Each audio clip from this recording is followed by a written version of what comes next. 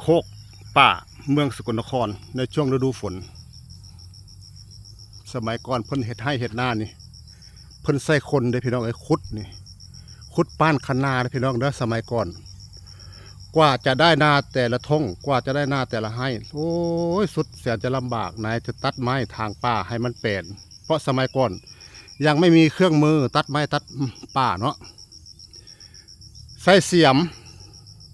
ใส่ผ้าในน้อยซับต้นไม้ใหญ่ก็ซับบ่ได้ก็ผ้ากันจูดปีละเล็กปีละน้อยเฮ็ดปีละให้ซองให้ปีละให้ซองให้ก็เลยขึ้นมาได้หลายให้ขึ้นหลายให้ขึ้นสมัยก่อนมันเป็นป่าเป็นโนนหลาก็เฮ็ดให้หน้าบ่ได้พี่น้องเอ้ยแต่เดี๋ยวนี้สบายเลยเดี๋ยวนี้พี่น้องเอ้ยสายเฮ็ดเพิ่นสบายเพิ่นมีเครื่องมือโจกเอาเลยให้หน้าก็ได้ไปเลาะพี่น้องเดี๋ยวนี้เพิ่นก็ปลูกมันปลูกหยังเฮ็ดหน้าบ่ได้ตัวนี้มันโนนพี่น้องเอ้ยปลูกมันนี่มาเจอมากไม้ป่าผลไม้ป่ามากผ่าสามสกลนครเรียกมากผ่าสามเลยเก็บบรรยากาศสู่พี่สู่น้องเบิ่งพี่น้องผู้แต่คนบ่กินเนี่ยพี่น้องกินบ่ได้มันฝาดพี่น้องนี่มันฝาดแต่เป็นสมุนไพรเด้อส่วนลำต้นเพิ่นนะไปบรรเทาอาการพวกโรคกากโรคเกลื่อนนะพี่น้องในลำต้นเพิ่นเนี่ยโรคกากโรคเกลื่อนแก่ทองบิดป้านี่เข้าบ่ได้พี่น้องมันเศร้าโพดนี่ยุงหลายพี่น้องไปเศร้าหลายบ่ได้พี่น้องยุงหลายนี่ป้าธรรมชาติยังที่ยังอยู่พี่น้องแต่ก็ยังบ่หลายเลยพี่น้องเด้อมื้อใดว่างๆผมจะเข้าไปเลาะป่าแถวนี้ว่ามันมีสมุนไพรอย่างบ่อาจจะมีสมุนไพรเพราะบางป่าบางพื้นที่ผมก็บ่ค่อยได้เข้านะพี่น้องเนาะว่ามันมีสมุนไพรแปลกๆอะไรไหมอยู่ข้างในเนี่ยทางด้านหมู่เพิ่นออกมาอยู่หน้าเลยพี่น้องอยู่ป่าสร้างเฮือนสร้างบ้านอยู่ป่าพี่น้องทางนั้นคนขยายออกมาอยู่ป่ามากแล้วโอ้เจ้านี่ปลูกปาล์มพี่น้องเจ้านี่ปลูกปาล์ม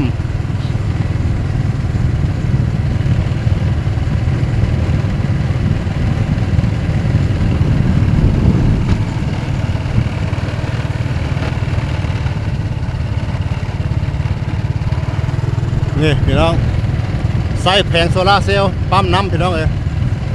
เอาไว้ใส่ยามฤดูแล้งปลูกปาล์มเพิ่นปลูกปาล์มสกลนครก็ปลูกได้ถ้าปลูกปาล์มแล้วมันจะได้กินระยะยาวนะพี่น้องเนาะเพิ่นอ้อมไปอ้อมที่อ้อมทางเพิ่นแหละโอ้เพิ่นเฮ็ดสปริงเกอร์นะพี่น้องเนาะเพิ่นใส่แผงโซล่าเซลล์ใส่สปริงเกอร์ฮดเลยพี่น้องหน้าแล้งอันนี้กำลังเริ่มปลูก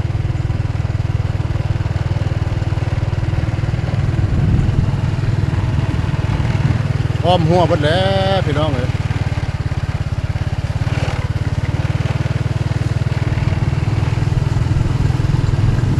ที่อยู่กลางบ้านมันน้อยมันแคบนี่คนออกมาอยู่นาแล้วพี่น้องหลายหลังละออกมาอยู่ป่านี่กลับมาอยู่ป่าหลายปีแล้วละนี่ก็ได้มันบดเป็นตาย่านแหละพี่น้องสว่างเลยโคเมอร์เลย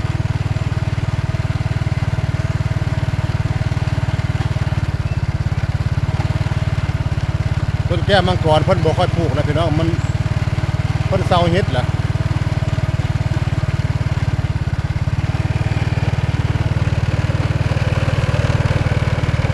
เซาเฮ็ดแล้วต้นแก้วมังกร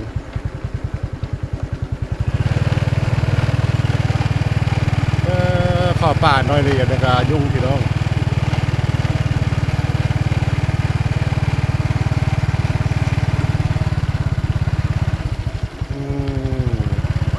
โอ้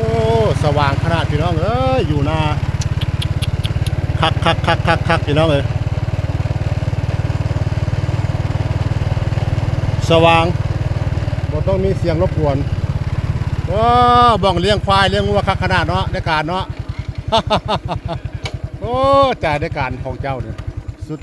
ยอดแม่นแท้เนาะไถนาปลูกหญ้าเนาะ ปลูกหญ้ากันเรามีแต่ไก่ โอ้โหใกล้ลานนกหลาย นกไก่แล้วสิควัดกินเบิดเอา โอ้หน้าแรงมากกันยากเนาะเฮาบ่ได้ซักน้ำเนาะเฮาซักน้ำใครอยู่ได้นี่ ง่ายแรงมากสบาย คนเริ่มออกมาอยู่ทางนอกในลายแล้วนี่เนาะ มีไฟออกมาแหละ แม่นต่อไปมีไฟมีน้ำแล้วก็โอ้สุดยอดอีกไม่นานจะกลายเป็นหมู่บ้านได้นี่เนาะ มันจะเป็นหมู่นึงแล้ว ฮัลโหลเบอร์ อีกไม่นานจะกลายเป็นหมู่บ้านแล้วนี่